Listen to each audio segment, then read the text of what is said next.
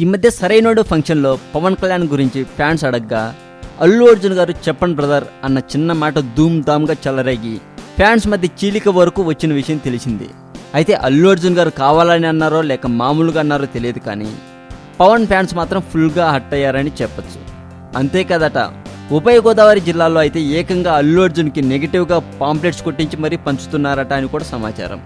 ఇదంతా తెలుసుకున్న చిరంజీవి గారు అల్లు అర్జున్ గారిని ఇంటికి పిలిచి బన్నీకి అంత ఆవేశం పనికిరాదని, ఫ్యాన్స్ విషయంలో చాలా ఓర్పుగా ఉండాలని, మనం ఇంత వాళ్ళం అయ్యాము అంటే అందుకు కారణం ఫ్యాన్స్ అని చెప్పారట అని పలు ప్రైవేట్ వెబ్సైట్లలో రాస్తున్నారండి.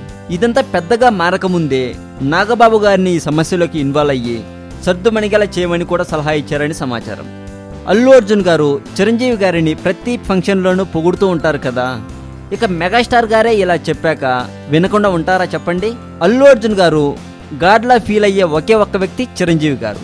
ఇక అతనే చెప్పాక ఇక మాట్లాడేటప్పుడు జాగ్రత్తగా మాట్లాడతారని అనుకోవచ్చు కూడా.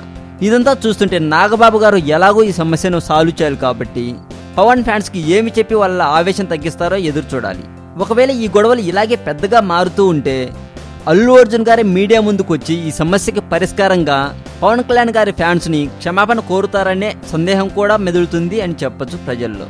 ఏది ఏమైనప్పటికీ అల్లు అర్జున్ గారు కావాలని అలా అని ఉండరు అని నా ఫీలింగ్. మరి మీరేమంటారు బ్రదర్?